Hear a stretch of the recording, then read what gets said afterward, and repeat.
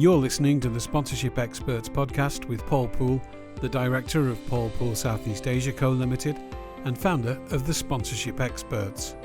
In today's episode, we'll be talking about the Women's Volleyball Nations League and breaking news about the Thailand International Boat Show. We'll also be talking about the ASN Brands in Football Asia report for 2024, our upcoming Sponsorship Experts training workshops and more. So let's get going. So welcome to the June-July podcast with Paul Poole. We're at the Grand Four Wings Hotel Convention Centre. You know why? Well, busy weekend. This is the official hotel for the sponsor Women's Volleyball Nations League Finals Thailand. Which is something we spoke about a couple of We've spoken a lot about the VNL, but yes, we announced sponsor as the title sponsor a few episodes ago, and we're here today because we haven't had time to meet at our usual cigar club to record the podcast because we've been so busy this month. So an early start on a Sunday morning before the finals tonight. Right, and who's playing today? So Brazil play Poland at 5:00 for third place. Right, and on the Brazil thing, we got like big Thailand news because although they got beat 3-0. Yeah, I mean it was a great night on Thursday.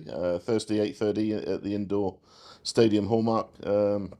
We watched Thailand really give Brazil a run for their money. Yes, you're right. Brazil won 3 sets, but Thailand really did give them a run for their money. They played fantastically.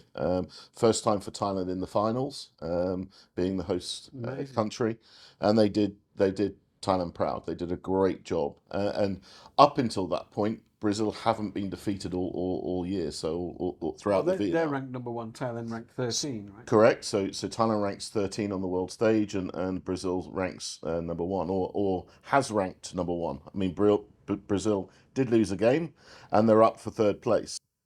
Brazil play Poland at 5:00 this evening to take third place, and then at 8:30 the final between Japan and Italy. So an exciting evening ahead for the VNL. Fantastic, yeah. Sponsor got to be delighted that Thailand did well, or does that not bother them? They're just more... No, of course. I mean, they're all about fan engagement. I mean, their brand visibility has been huge this year because they have naming rights. So the name of the event is the sponsor Women's Volleyball Nations League Finals, Thailand. But also their logos in a lock-up logo with the event logo. So they're everywhere. You can't see the event without seeing sponsor. It's all over the hotel as well. But what's great is the activation. I mean, sponsor have a really great activation booth in the fan zone.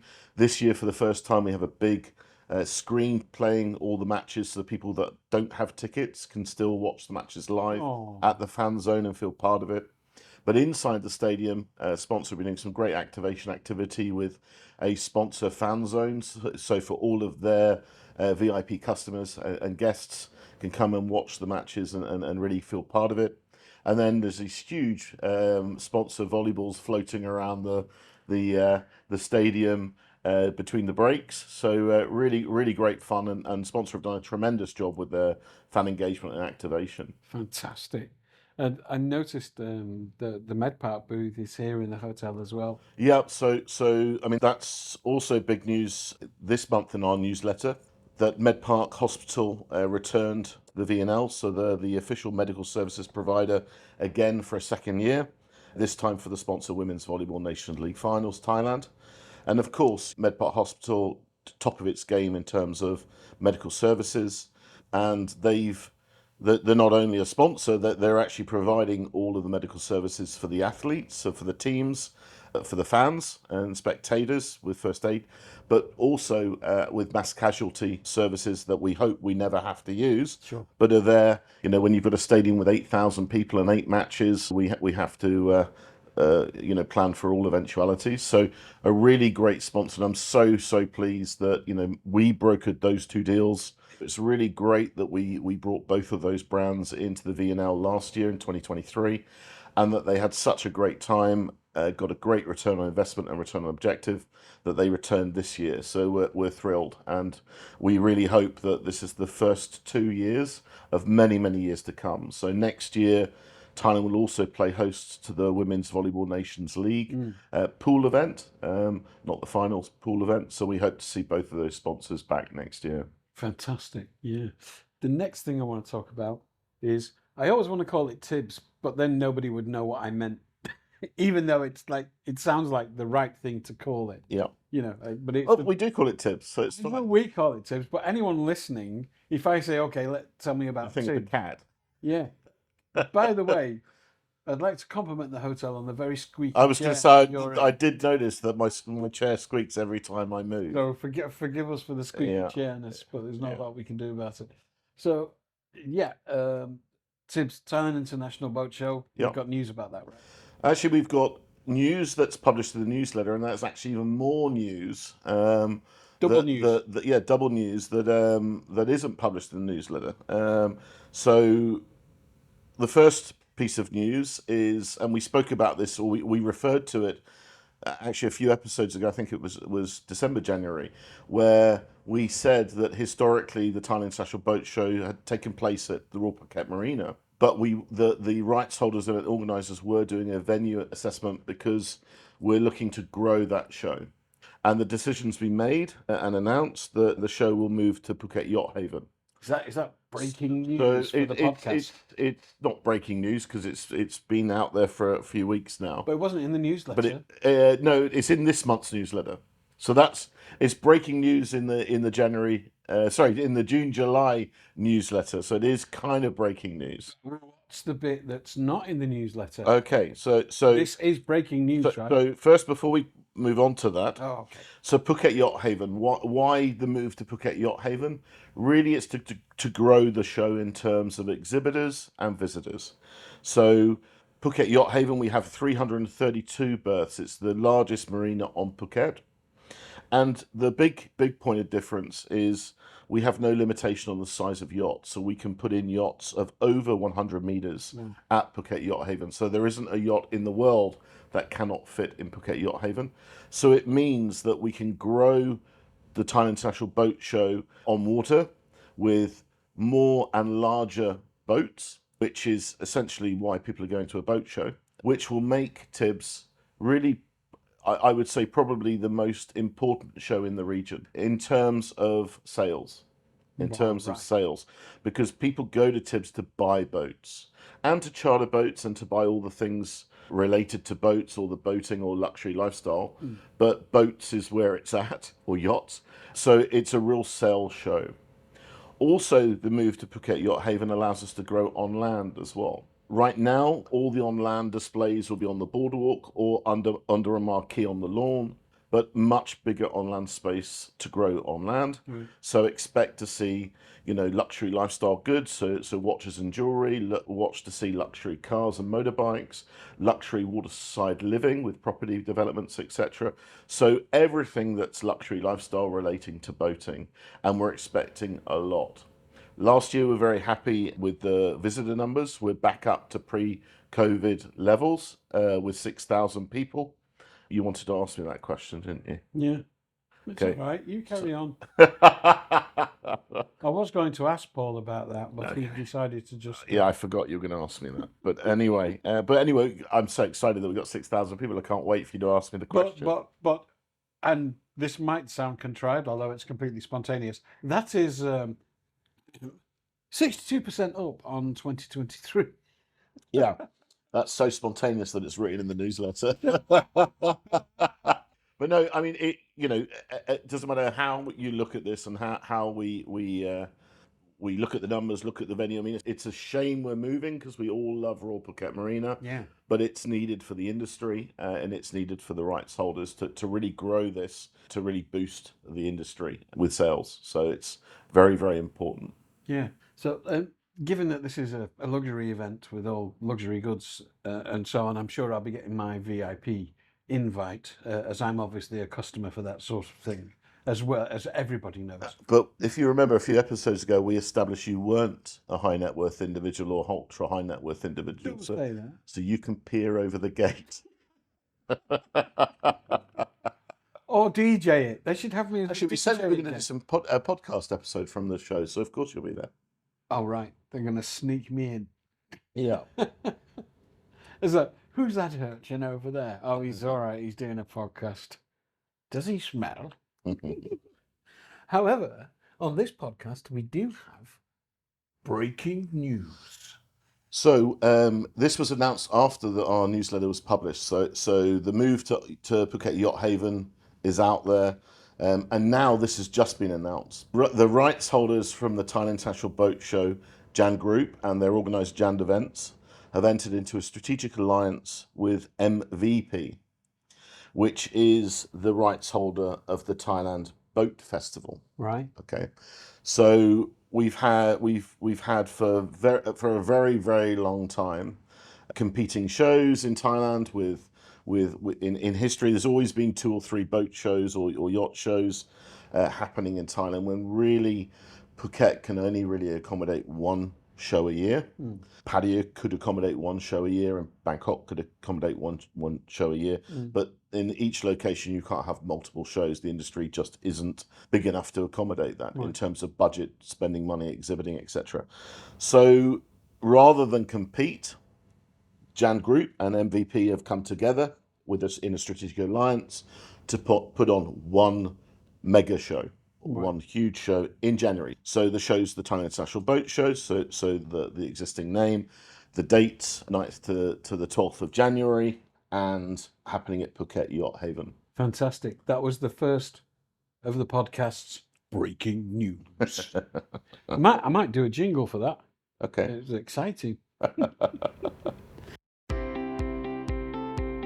If you'd like to get in touch with Paul Pool Southeast Asia Co Limited, you can email us on info@paulpool.co.th, or you can go to the website paulpool.co.th, or you can call us on +66 2622 0605 through to 7.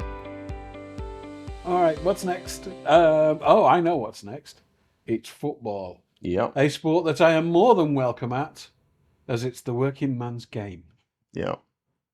I know it's a day's work in my life. Look at my hands. Go on then. Tell us about the football. Okay, so Asia Sponsorship News, obviously our subsidiary, publishes syndicated reports.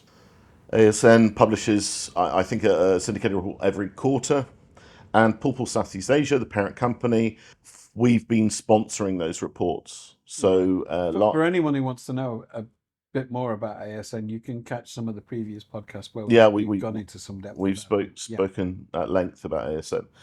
But just to recap, last year, Paul Pool Southeast Asia sponsored the Thailand market analysis. We sponsored the Volleyball Asia market analysis, the Football Asia market analysis, and then finally the Asia market analysis. So looking at market analysis across those different countries, regions, or sports. This year we're doing a series, or ASN's doing a series of Brands in reports. So the first report up is the Brands in Football 2024 report. So that's just dropped. We've just released that report, sponsored by us again. So just as a bit of a teaser, and perhaps we'll do something in more depth next time. Is there anything interesting in that report that we could talk about today? Yeah, absolutely. I mean, and as you say, we will go into depth on this report in the next newsletter and the next podcast. But the report's really shown that technology and gambling brands are climbing in terms of money spent across Asia, and that alcohol brands are declining across Asia, apart from Thailand, where the alcohol brands are actually using non-alcohol products with the same name to sponsor. But we've seen a decline in alcohol brands sponsoring and a climb in technology and gambling brands. That's interesting. I mean, I think that the gambling brands are interesting, especially as they are declining because of legislation in Europe. So I think they have until next year to drop all shirt sponsorship off of the Premier League in the UK. So I think there's been a shift to Asia where, you know, there's restriction around gambling. Certainly here where we are today, Thailand, where there's currently no gambling allowed. that's shifting and that's changing. And I think we'll see that category grow across the region in sponsorship generally, and football in particular, because obviously football is still, I think football takes 50% of all sponsorships spend in the whole of Asia. So, half of all spend in sponsorship is in football. So it's a very interesting report. Really pleased to have sponsored it, and urge everybody to have a look and buy it. And I'd be, I'm interested for the next episode when we can go into more depth about that, because it's something I do know about. Yeah. Being a fan of the greatest club in the world. Well, you only know about one club, though, don't you? So I only need to know about one club, mate. Right. So the next thing is the training workshops, because they're getting closer. Yeah. So urgency required, people. So so once again, we're doing our annual training workshop, sponsorship part 1 and part 2, on the 10th to the 13th of September this year at the Coma Metropolitan Bangkok. So sponsorship part 1 is for rights holders, 2 single days for rights holders, 20 rights holders per day, and sponsorship part 2 are for brands. So again, 20 brands per day. So we have 80 delegates over the 4 days, 20 per day, rights holders, brands. And the reason we're talking about it now is that we close bookings on the 28th of June. We close bookings quite some time out.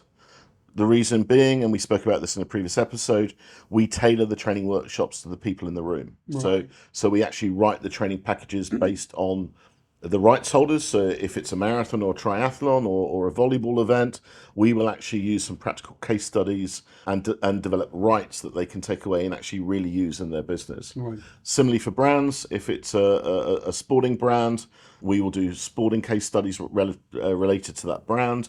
Or if it's an arts-focused non-sport brand, we'll look at some case studies for them. So we develop the 2 workshops specifically for those guys in the room, so that they have something really meaningful for them to take away. And that's why we close it so far out, so we have time to actually develop something to plan really it, worth customize it for the people who are attending. Right? Yeah. Okay, so any other business? We were in Antwerp, Belgium, or the team was in Antwerp, Belgium, should I say, at the Amazing Asia Festival on the 14th and to the 16th of June. And we'll also be in Leuven in Belgium for the Amazing Asia Festival on the 5th to the 7th of July. So lots of traveling, lots of events happening mid-year, which is great. And we have a very busy year ahead, so stay tuned for more news. All right, so that's a wrap. So I'd like to thank our special guest, the Squeaky Chair. Yep. And also you, Paul, as always. I'll see you again in August. Yep, August is the next one. Look forward to it. Fantastic. Take care, Trevor. Thank you. Seeking sponsors. Seeking an opportunity to sponsor. Looking to maximise an already sponsored opportunity? Visit paulpaul.co.th, the sponsorship experts.